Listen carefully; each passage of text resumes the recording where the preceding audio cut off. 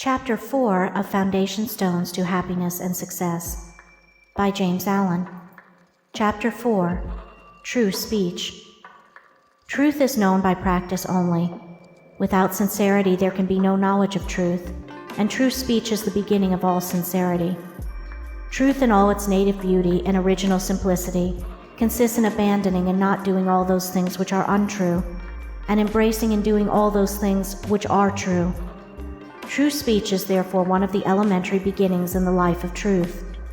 Falsehood, and all forms of deception, slander, and all forms of evil speaking, these must be totally abandoned and abolished before the mind can receive even a small degree of spiritual enlightenment. The liar and slanderer is lost in darkness. So deep is his darkness that he cannot distinguish between good and evil, and he persuades himself that his lying and evil speaking are necessary and good, that he is thereby protecting himself and other people. Let the would-be student of higher things look to himself and beware of self-delusion. If he is given to uttering words that deceive, or to speaking evil of others, if he speaks in insincerity, envy, or malice, then he has not yet begun to study higher things. He may be studying metaphysics, or miracles, or psychic phenomena, or astral wonders. He may be studying how to commune with invisible beings, to travel invisibly during sleep, or to produce curious phenomena. He may even study spirituality theoretically and as a mere book study. But if he is a deceiver and a backbiter, the higher life is hidden from him. For the higher things are these: uprightness, sincerity, innocence, purity, kindness, gentleness, faithfulness, humility, patience, pity, sympathy, self-sacrifice, joy, goodwill, love. And he who would study them, know them, and make them his own, must practice them. There is no other way. Lying and evil speaking belong to the lowest forms of spiritual ignorance, and there can be no such thing as spiritual enlightenment while they are practiced. Their parents are selfishness and hatred.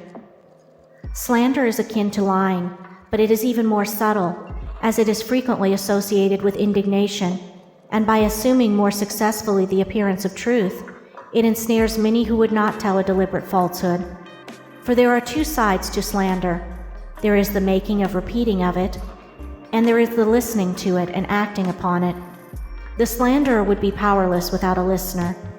Evil words require an ear that is receptive to evil in which they may fall, before they can flourish. Therefore, he who listens to a slanderer, who believes it, and allows himself to be influenced against the person whose character and reputation are defamed, is in the same position as the one who framed or repeated the evil report. The evil speaker is a positive slanderer. The evil listener is a passive slanderer. The two are cooperators in the propagation of evil. Slander is a common vice and a dark and deadly one. An evil report begins in ignorance and pursues its blind way in darkness. It generally takes its rise in a misunderstanding. Someone feels that he or she has been badly treated, and filled with indignation and resentment, unburdens himself to his friends and others in vehement language, exaggerating the enormity of the supposed offense on account of the feeling of injury by which he is possessed. He is listened to and sympathized with. The listeners, without hearing the other person's version of what has taken place, and on no other proof than the violent words of an angry man or woman, become cold in their attitude towards the one spoken against, and repeat to others what they have been told, and as such repetition is always more or less inaccurate, a distorted and altogether untrue report is soon passing from mouth to mouth. It is because slander is such a common vice that it can work the suffering and injury that it does. It is because so many, not deliberate wrongdoers, and unconscious of the nature of the evil into which they so easily fall, are ready to allow themselves to be influenced against one whom they have hitherto regarded as honorable, that an evil report can do its deadly work. Yet its work is only amongst those who have not altogether acquired the virtue of true speech, the cause of which is a truth-loving mind.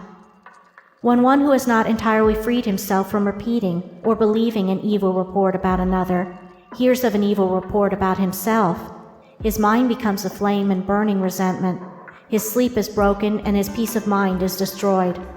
He thinks the cause of all his suffering is the other man and what the other man has said about him, and is ignorant of the truth that the root and cause of his suffering lies in his own readiness to believe an evil report about another. The virtuous man, he who has attained to true speech, and whose mind is sealed against even the appearance of evil speaking, cannot be injured and disturbed by any evil reports concerning himself. And although his reputation may for a time be stained in the minds of those who are prone to suggestions of evil, his integrity remains untouched and his character unsoiled, for no one can be stained by the evil deeds of another, but only by his own wrongdoing. And so, through all misrepresentation, misunderstanding, and contumely, he is untroubled and unrevengeful. His sleep is undisturbed, and his mind remains in peace. True speech is the beginning of a pure, wise, and well-ordered life. If one would attain to purity of life, if he would lessen the evil and suffering of the world, let him abandon falsehood and slander in thought and word. Let him avoid even the appearance of these things, for there are no lies and slanders so deadly as those which are half-truths. And let him not be a participant in evil speaking by listening to it. Let him also have compassion on the evil speaker, knowing how such a one is binding himself to suffering and unrest. For no liar can know the bliss of truth, no slanderer can enter into the kingdom of peace. By the words which he utters is a man's spiritual condition declared. By these also is he finally and infallibly adjudged. For as the divine master of the Christian world has declared, by thy words shalt thou be justified, and by thy words shalt thou be condemned. End of chapter 4.